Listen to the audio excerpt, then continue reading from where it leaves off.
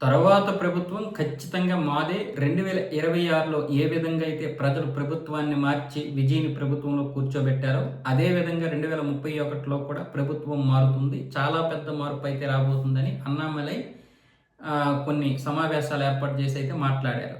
We the leaders అనే ఒక తమిళనాడులో ఈ మాదక ద్రవ్యాలు ఏవైతే ఎక్కువైపోతున్నాయో, ఈ మాదక ద్రవ్యాల రహిత తమిళనాడుని చూడాలనే ఉద్దేశంతో ఆయన ఈ కార్యక్రమాలు చేపడుతున్నాడు. ఇదే కాకుండా ఆగస్ట్ అంతా కూడా మొక్కలు నాటేటటువంటి కార్యక్రమం. 51 లక్షల మొక్కలు నాటాలనే ఉద్దేశం. అలాగే విజయ్ ప్రభుత్వానికి కూడా మనం సహకరించాలి. ప్రతి సమస్యకి ప్రభుత్వమే పరిష్కారం చూపాలనే ఉద్దేశంతో కాకుండా కొన్ని సమస్యలకైనా సరే వ్యక్తిగతంగా మనము పరిష్కారం చూడాలి, నేనే పరిష్కారం చూస్తాను అని ప్రతి వ్యక్తి అనుకోవడానికి కూడా ఒక కార్యక్రమాన్ని ఏర్పాటు చేయబోతున్నాం. అది ఆగస్ట్ అంతా కొనసాగుతుంది. పర్యావరణ సహితంగా తమిళనాడు తీర్చిదిద్దాలి. అలాగే ఈ మాదక ద్రవ్యాలు రహిత రాష్ట్రంగా తీర్చిదిద్దాలి. ప్రతి సమస్యకి ప్రతి వ్యక్తి దగ్గర పరిష్కారం ఉండాలి.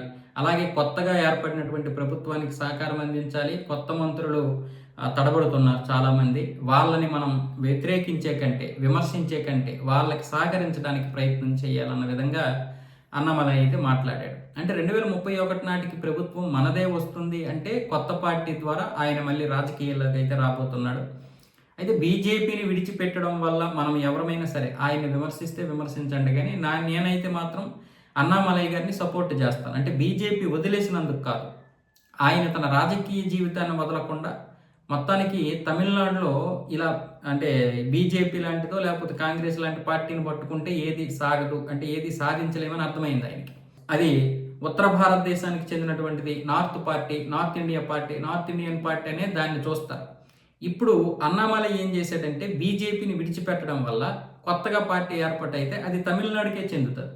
అప్పుడు తమిళ ప్రజలు ఆయన్ని ఆదరించడానికి అవకాశం ఉంటుంది. ఇక్కడ సిద్ధాంతాలు మారవు. అన్నామలై లాంటి వ్యక్తి యొక్క సిద్ధాంతాలు ఎప్పుడూ అలాగే ఉంటాయి మెదడులో. ఇప్పుడు మనలాంటి వాళ్ళమైనా ఎవరమైనా ఈ సిద్ధాంతాలు అనేవి మారవు. కానీ ఆయన ఏంటి, బీజేపీని పట్టుకుంటే రాష్ట్రంలో మనం ఎట్టి పరిస్థితుల్లోనూ ఎదగలేము, కాబట్టి ఖచ్చితంగా మన సిద్ధాంతాలతో ఒక పార్టీ ఉంటే ఆ సిద్ధాంతాలని ప్రజల్లోకి తీసుకువెళ్తే అప్పుడు ఈ పెరియార్ సిద్ధాంతం అనే ఇది ఆ మైండ్ సెట్ పోద్దనమాట ప్రజలు.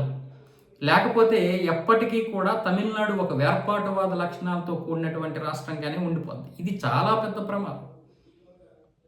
కాబట్టి ఇక్కడ బీజేపీని విభేదించడం వల్ల అన్నామలైకి వస్తే నష్టమేం పెద్దగా అంటే దేశంలో ఉన్నటువంటి రాజకీయాల్లో ఆయనకి ఏదైనా అనుకోవచ్చు, కానీ అక్కడ తమిళనాడు వరకు చూస్తే అది మంచి పద్ధతే.